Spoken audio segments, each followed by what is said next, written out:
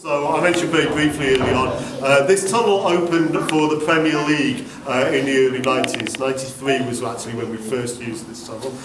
When the league started, lots of rules did change in the game. One of the big ones said that every stadium has to have the ability to get high-sided emergency vehicles down to the pitch in case something happens. So really that's what this tunnel was open for. The big gates, the double gates there at the back, will fully open up top and bottom. That is where the players will come and go on match day as well.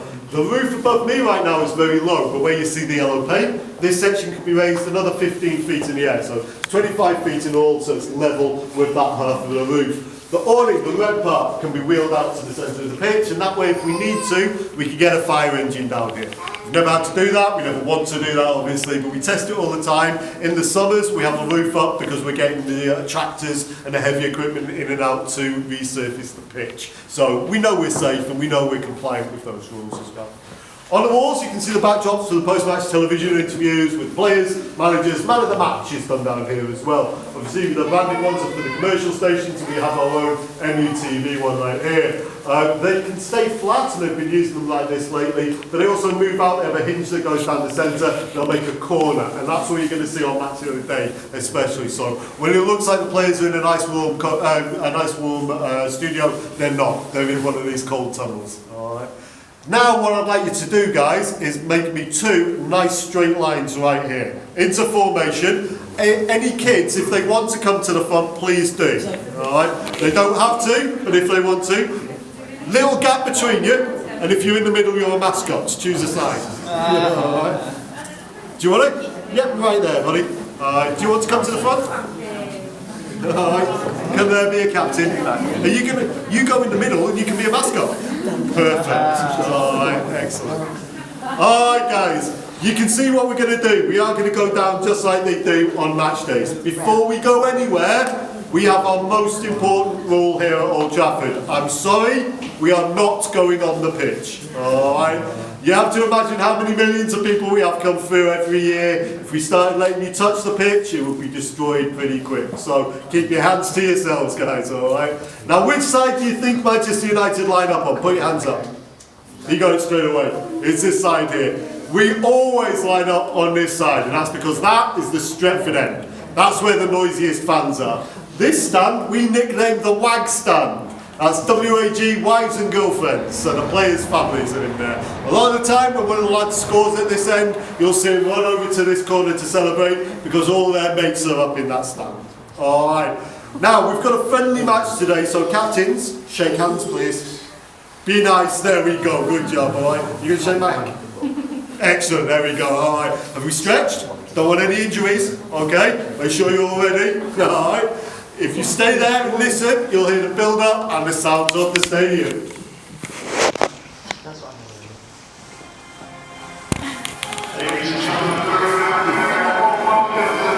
Alright guys, are you ready? Yeah. Not ready. Are you ready? Yeah. Let's go! Come on! Slide captains, give the wave, give the crowd a wave. Go on, wave up. That's it. Wave to the Stretford end. There we go. And mascot, give him a wave. There you go, good kill.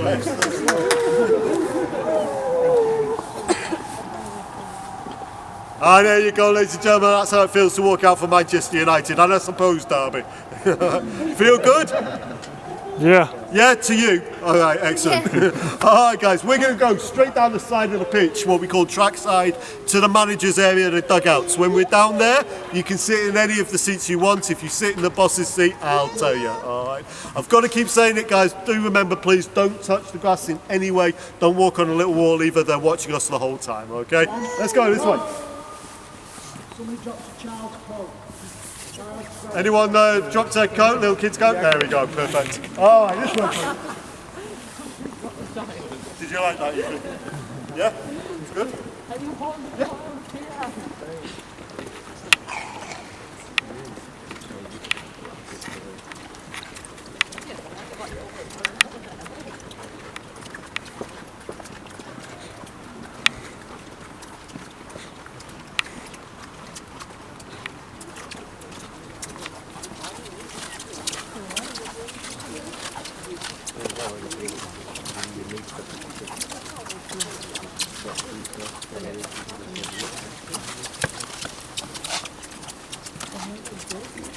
Okay guys, go ahead.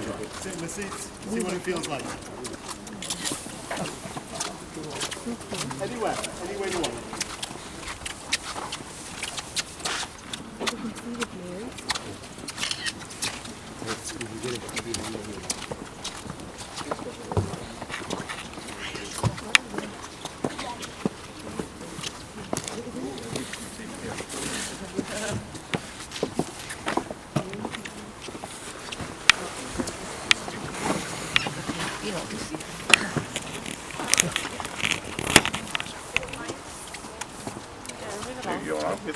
Thank you.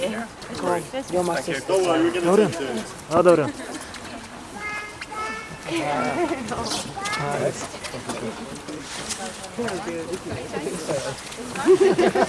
Good. Team photo. We should give him that one more. Nice work.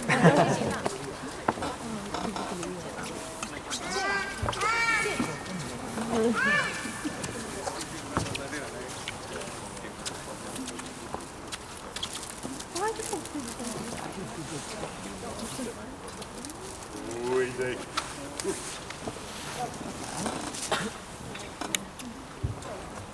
Alright, so here we are at the dugouts. These are called dugouts because traditionally they're dug out of the ground. They're cut down low. You can see we have a raised pitch here at Old Trafford. In the old days, when these were cut down, you couldn't really see more than the top half of a player on the far side of the pitch. So we put these in 1986, it's Alex's first year, and now you get this great commanding view of the action. We're the only Premier League side that has these narrow raised dugouts. Because of that, you have a very small technical area for the manager. Your technical area is the same width as your dugout. So the club where there's one bench that goes halfway down the pitch, manager gets a lot of space to run around it.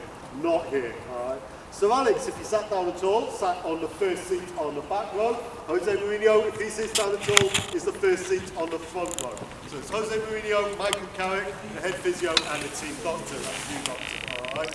The next two lines are for the substitutes. Any extra staff or subs will be in the stands next to them. On this side, obviously a manager can sit anywhere they want, but they'll generally sit next to the stairs so they can get down to the technical area nice and quickly. Down the centre is the old players' tunnel. This is the only part of the original stadium still standing. So the stadium was opened here in 1910. February the 19th, 1910 was our first match. During the Manchester Blitz in 1940 and 1941, this whole area was bombed. It's an industrial area. There's lots of factories around here. When the factories got here, so did we. Now, because the stadium was primarily made of wood, it collapsed. But after the war, when we removed all the rubble, we found that the only concrete part of the tunnel was still standing. So we kept it, we built the next stadium around that tunnel, and we used it right up until the rule changes, then we had to go to the corner. So it's great to have one original part of the stadium still here. And some of the best players in world football have come down there over the years, including people like Puskás, Maradona, and Eusebio, the great Eusebio ran down there. That black square on the floor is a time capsule. 2010, we had our 100th birthday here, and we buried lots of programs, scarves, that sort of memorabilia. We covered our first 100 years of history. Some point in the future, we'll dig it up and we'll see what it was like. We don't know when, maybe on 200, we'll have to wait and see. All right. And then finally, the pitch. With the exception of the warm-up area, the strip next to me, which is 3G, that's third generation AstroTurf, plastic, basically. The playing surface is 100% real grass, but it's a thing called a deso system. That means that every centimetre sewn into the ground, there's an 18-inch long nylon thread. There's about 200 million of them, around that long, and they're buried about 6 inches down. The root system goes around them, and it makes them very tough. So now when you're sliding in doing tackles, it doesn't cut up, it doesn't make big holes in the ground. It lasts about 10 years, the Deso system, so it's got about 5 years, 4 years left in it before we need to change it. And it costs around £1 million to put in there. So it's not cheap, but it is a very tough, very long-lasting system. You're going to find that most professional sports teams now that use a grass surface will be using that or something very similar to it. In and around the Deso system, it's sand. There's not really any soil on that pitch. It's not turf like they used to use. It's pretty much seed into sand. The sand's there to help the water drain off it. Most of the water that we drain off there and off the roof is collected and brought around in the sprinkler system. There's 18 miles of plastic piping under there. It's a sprinkler system and it's the heating system as well. Every club in the Premier League has to have a heated pitch. It's just one of the rules. Now in Manchester it doesn't generally get so cold that we worry about frozen pitches. We want to keep it at set temperature just so the grass is growing perfectly all year round. So why we use the lights as well. This is artificial sunlight. There's no heat, it's just ultraviolet and a couple of other light spectrums just to give the grass a bit of a boost during the winter months. Alright guys, we're basically at the end of the tour now. If you've not had a chance in the seats, go and do it. If you've got any more questions for Graham, come and ask him. And in a moment, we're going to head up the old tunnel and out. Off you go. I'll keep trying.